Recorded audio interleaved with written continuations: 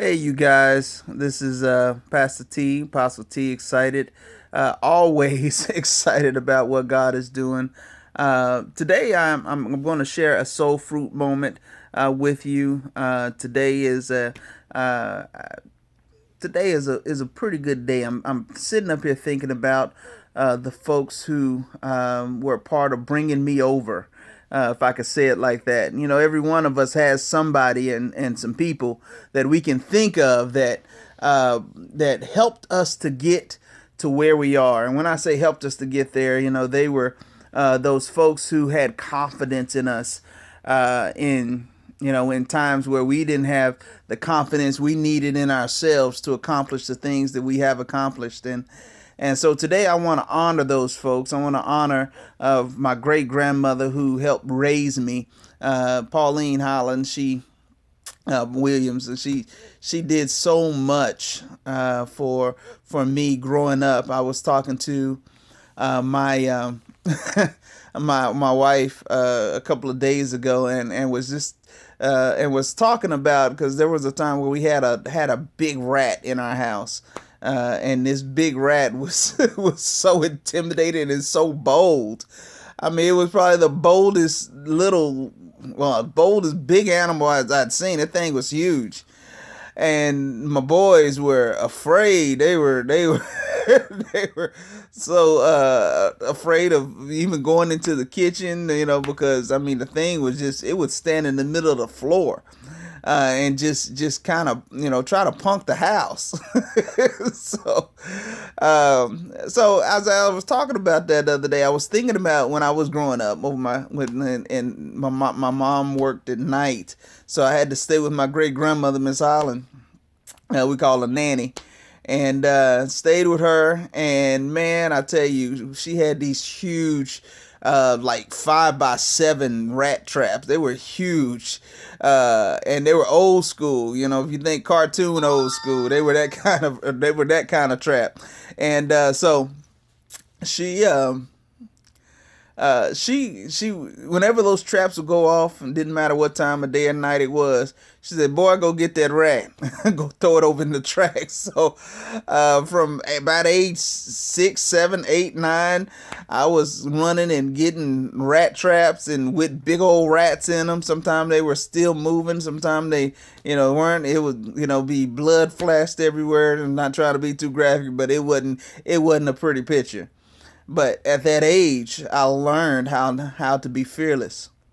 That was the biggest lesson I learned in dealing with her. I learned not to be afraid of things. We all have to deal with things that we don't want to deal with in life, but we have to be fearless. And then sometimes we even when we're being fearless, we have to be at that place to where we are willing to operate and go through whatever the circumstance is, even being full of fear. It doesn't matter what it is. You can be scared and still handle the situation. And I want to encourage some of you with that lesson, because I know that there are situations that prop on each of us, to where we feel afraid, where it's a bill collector, whether it's circumstances on a job, or circumstances with family. And some of you young people dealing with bullies and things at school. Do the right thing, and operate even if you're scared. Handle your business, still go through the process. Some of you have gotten dreams and visions and things that out of your heart you really feel like you want to accomplish, but you just don't know how, you think that you can't. Move, even if you're fearful, keep moving forward. That's the difference between fear and faith. You can even have fear of doing something, but the key is to hold on to the faith, that and believing that God still has your back. God is in charge, and no matter what, He's going to be with you through that circumstance. So that's what I want to encourage you with today. Also, I have two other folks I want to honor. I want to honor my my grandmother, Anna Pearl Hewitt, and she was an amazing woman. Went back to school, raised her family of my mom and aunt and two boys, raised them all by herself. Once they got grown, she went on back to college to get a degree, and then for the rest of her life, she managed in hotels. She was managed not in little bitty hotels. I mean high end hotels, and really did a great job. Still was a major support. She used to always have this saying, baby, it's easier to win them with honey. Easier to win bees with honey than it is with salt. So that's how you got to win them. You got to win bees with honey. You got to be nice to folks. Sometimes we want things from people. We try to unfortunately try to manipulate and all this kind of stuff. Just try genuine nicety. Just try to be nice. And trust me, that niceness will go a long way to getting you to the place to where you can get whatever it is that you're trying to desire, either from that person, gain favor, put sugar on top, show some love, real compassion, be real about this thing, don't play with it.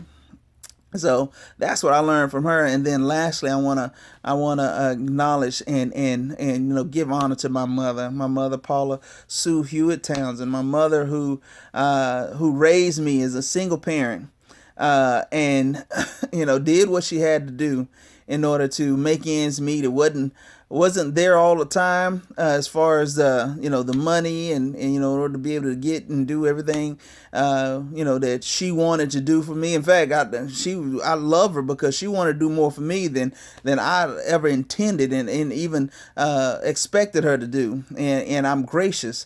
I saw the struggle. I saw her struggle. And I saw the struggle even with her health.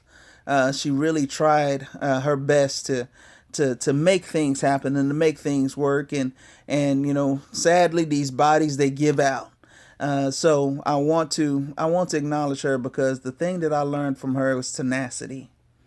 My mom would get on something and it'll be like a dog with a bone, and wouldn't let it go, and until it turned out the way that she saw it being. It didn't matter what it was, whether it was my schooling, whether it was how people were treating me or treating her, or something that she wanted to accomplish with any of the organizations that she worked with.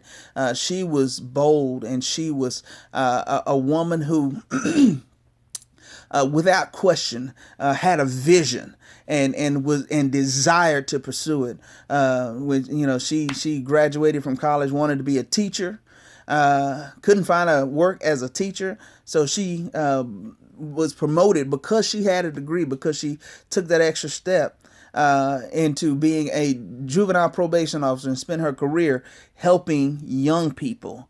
That God had a plan for that, because most of my friends were probably on probation with her. But these are my people who today are changed people because they encountered my mom. So I want to encourage you today, because life is but a vapor. Life is so short. So everybody out here, whether you're young or whether you're old, the Bible says over in Exodus chapter 20, verse 12, it says, "Honor thy father and thy mother, so that thy days may be long in the land that which God has given us." So the question is, are you showing honor to those who came before you, those showing honor to them, whether they did good or whether they didn't do so well, whether they showed you all kind of love that you ever wanted and needed, or whether the love that they showed was kind of shorthanded.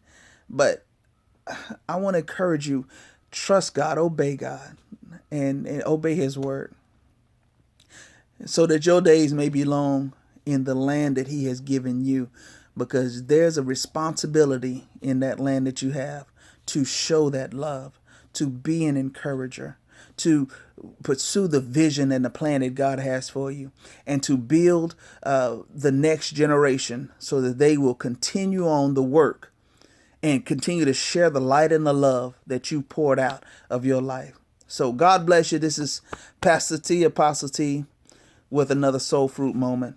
God bless you, and thank you for checking me out, tuning in. God bless you.